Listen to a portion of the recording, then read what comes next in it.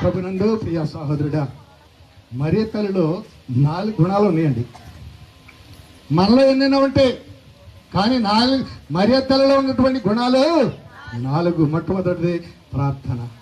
ఆమె ఎప్పుడు కూడా నిత్యము ప్రార్థన చేసేది ప్రియ సహోదరుడా. ఏమన్నారు పేర్లు? జాకీము, అన్న. మరియ తల్లి పుట్టిన తర్వాత 13 సంవత్సరాల వయసు వచ్చిన తర్వాత జాకీము చనిపోతాడు. చేసేది లేక ప్రియ సహోదరుడా, మరియ తల్లిని తీసుకొని ఆ అన్నమ్మ గారు యెరూషలేము దేవాలయానికి వస్తుంది. యెరూషలేము దేవాలయం ప్రతిరోజు కూడా దేవాలయం పనులు చూస్తుంది. పిల్లరా, మా ఊరిలో ఫాదర్ గారు శనివారం మొదలెడతాడు పొద్దుండి.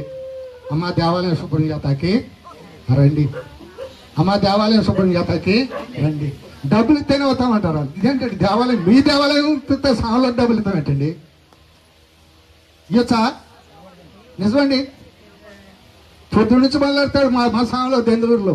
మీ సాంలో కాదు, మా సాంలో. చెప్పగా 4ంటికి వస్తారు ఒక 5-6. మళ్ళీ వాళ్ళకి డ్రింకులు ఇవ్వాలి, అన్ని ఇవ్వాలి. ఎవరి దేవాలయం అది? మరియ తల్లి. మరి అన్నమ్మ గారికి ఏమి ఇచ్చాడు యెరూషలేము దేవాలయంలో?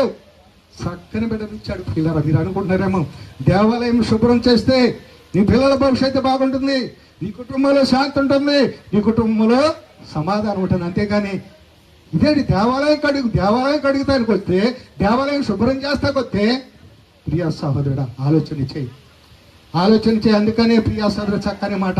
అది ఆ తల్లి చూడండి ప్రియ సహోదరుడా. ఆ తల్లి ఈనాడు మన అందరం ఆ తల్లిని గౌరవిస్తున్నామంటే తల్లి చేసినటువంటి పని. అందుకనే మనం ఎప్పుడు కూడా దేవాలయం విషయంలో అశ్రద్ధ చేయకూడదు.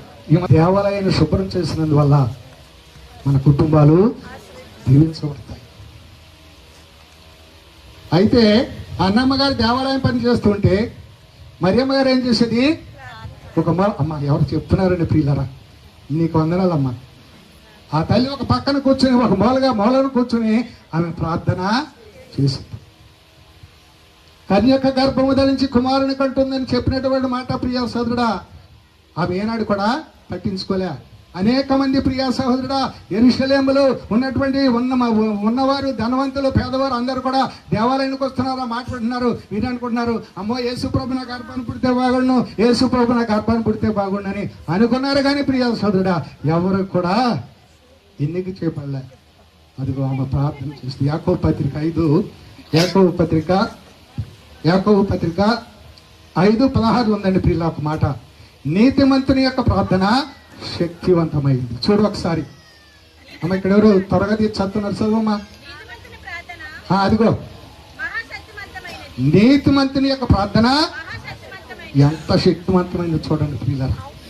ఆ తల్లి చేసే ప్రార్థన మీరు వెళ్ళంగి వెళ్ళారా? నేను ఒకసారి 2 సార్లు వెళ్ళా. ఫాదర్ గారు రారా అంటాడు ప్రతి సంవత్సరం. నేను రాను బాబు అంట. వెళ్ళారా మీరు? ఆ తల్లి చేసే ప్రార్థన పట్నం అన్నది చూడండి. బంగారం ఇచ్చేవాళ్ళు, కాళ్ళు ఇచ్చేవాళ్ళు ఉన్నారు, మొక్కు ఇచ్చేవాళ్ళు ఉన్నారు, చెవులు, బంగారం చేతులు. ఏమి జరగకపోతే ఎందుకు ఇస్తారండి? అవుట్ పేరు వెళ్తున్నాం తంబి గారి దగ్గర, అయితే మనకు అద్భుతాలు జరుగుతున్నాయి కాబట్టి ఏదో. అదేవిధంగా ప్రియ సహోదరుడా, నీతిమంతుని యొక్క ప్రార్థన శక్తివంతమైంది. ఆ తల్లి ఎప్పుడు కూడా నిత్యము ప్రార్థన చేసేది ప్రియ సహోదరుడు. రెండవదిగా మనం చూసినట్లయితే ప్రియ సహోదరుడా, విధేయత. ఆమెలో ఉండదేంటి? మొట్టమొదటిది ప్రార్థన, రెండవది విధేయత. చెప్తే ఇటల్లే ఆ తల్లి. నేను ఇందాక చెప్పాను ప్రియ సహోదరుడా, ఆ తల్లి దేవుని యొక్క మాటను నమ్మింది కాబట్టి మనం గౌరవించాలి. మా బిడ్డను, ఆ తల్లిని మనం ఏం చేస్తున్నాం? గౌరవిస్తున్నాం ప్రియ సహోదరుడా. చాలా మంది అనుకుంటారు ఎందుకు గౌరవించాలని. ప్రియ సహోదరుడు చూడండి ప్రియులరా, మరి లోకాసు వార్త 1వ అధ్యాయము 38వ వచనం ఉంది. ఆమె ఏ విధంగా విధేయించిందో. అంతటా మరియమ్మ, ఇదిగో నేను ప్రభు దాసురాలను, నీ మాట చొప్పున దేవునికి స్తోత్రం. హల్లెలూయా. వాక్యాన్ని నమ్మింది ప్రియ సహోదరుడా. ప్రియులరా, ఈరోజు ఆ తల్లిని మనం గౌరవిస్తున్నామంటే, ఆ తల్లిని మనం మరి విధేయిస్తామంటే ప్రియ సహోదరుడు ఏంటి తెలుసా కారణం? దేవుని యొక్క మాటను నమ్మిందా. యేసు ప్రభు తల్లినే కాదు ప్రియ సహోదరుడా, ఆ తల్లి చేసిన పని ఏంటంటే దూత చెప్పినటువంటి మాట చూడండి. లోకాసు వార్త 1:28 ఉంది ఒక చక్కని మాట. దేవదూత ఆ లోపలికి వచ్చి దేవదూత లోపలికి వచ్చి ఆమెతో ఆమెతో అనుగ్రహ పరిపూర్ణురాలు అనుగ్రహ పరిపూర్ణురాలా, నీకు శుభము. వారు ఆ నీతో ఉన్నారని దేవునికి స్తోత్రం. హల్లెలూయా. ఎవరు వచ్చారు మేమ గారి దగ్గరికి? దూత అంటే యావే దేవుడే పంపించాడు. యావే దేవుడి దగ్గర నుంచి వచ్చింది. వచ్చి ప్రియాసాదుడు ఏమంటుంది? అనుగ్రహ పరిపూర్ణులారా నీకు వందనం. తప్ప మరి అమ్మగారికి నువ్వు వందనం పెడితే తప్ప? అమ్మ పాస్టర్ గారు తల్లి వచ్చింది, వందనం అమ్మ. లేకపోతే కలెక్టర్ గారు తల్లి వచ్చింది, వందనం అమ్మ. మరి వాళ్ళకైతే వందనాలు చెప్పొచ్చు, కానీ చాలా మంది అంటారు ఆమెను ఎందుకు గౌరవించాలని. ఈయనకే గౌరవించాలి. దేవుడే వచ్చి అమ్మ నీకు వందనాలని చెప్తే నీవు నేను గౌరవించొద్దు ఆ తల్లిని. జాగ్రత్త ప్రియ సహోదరుడా, జాగ్రత్త ప్రియ సహోదరుడా. ప్రతి ఒక్కరు కూడా ఆమె విధేయించింది. మూడవదిగా మనం చూసినట్లయితే నెమ్మది చేత తగ్గించుకుంది. ఏం చేసింది? మూడవది తగ్గించుకుంది. తన జీవితంలో ప్రియ సహోదరుడా దేవునికి తైలైనప్పటికీ కూడా ఆమె మన అబ్బాయికి చిన్న ఉద్యోగం ఉండే చాలు, ఇవునే లక్ష్యం. మనం పంపుకాడ నేనే పట్టుకోవాలి. మనం ఇప్పుడంటే ఈది పంపు లేవు. మా ఊర్లో రోజు గొడవే. మా ఊర్లో ఇప్పుడంటే ప్రతి ఇంటికి పంపు వచ్చేసింది.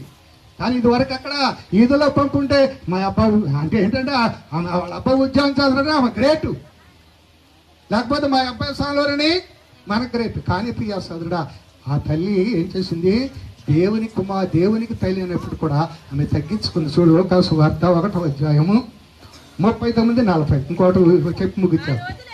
ఆ రోజులలో చూడండి, ఆ రోజులలో మరియమ్మ యోధాసీమలో ఆ పర్వత ప్రాంతమును గల పర్వత ప్రాంతమును గల ఒక పట్టణమునకు ఆ త్వరితముగా ప్రయాణమైపోయెను. త్వరితముగా ప్రయాణమైపోయాను. ఆమె ఆ జకరియా ఇంటిలో ప్రవేశించి ఆ ఎలిజబెతుకు వందనవచనములు ఎలిజబెత్తమ్మకు వందన వచనము చెప్పాను.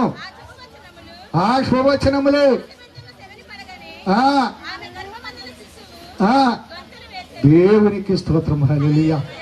ఏంటట?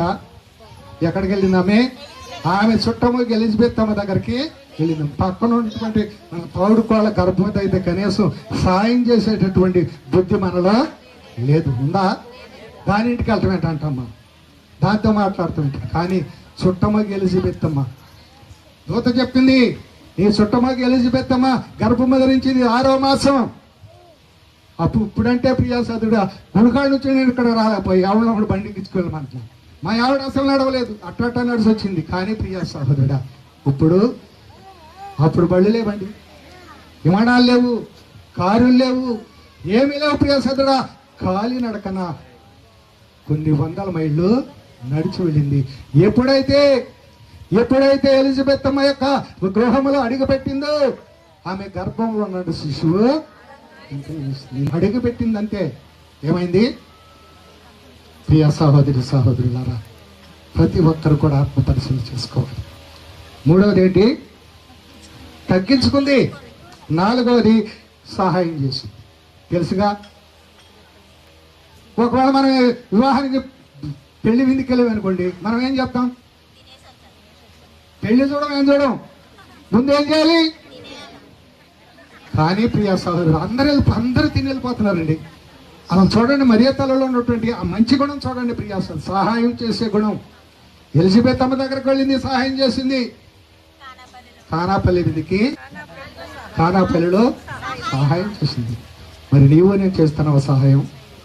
ఆలోచించి ఈ రాత్రి కాల సమయంలో ఆ తల్లిలో ఉన్నటువంటి 4 గుణాలు చెప్పాను. కనీసం ఒక గుణం అని ఉందా మనలో? ఒక కుటుంబంగా, ఒక భర్తగా, ఒక భార్యగా, బిడ్డలు కలిసి ఒక అర్ధగంట ఎంతసేపు పడుతుంది చెప్పమాలా? అర్ధగంట. నీ దీవించబడదు నీ కుటుంబం ఆశీర్వదించబడదు బిడ్డరా. కాబట్టి ప్రియా సహోదరుడా ప్రార్థన చేద్దాం. రెండవదిగా విధేయతగా జీవిద్దాం. మూడవదిగా తగ్గించుకుందాం. 4వదిగా సహాయం.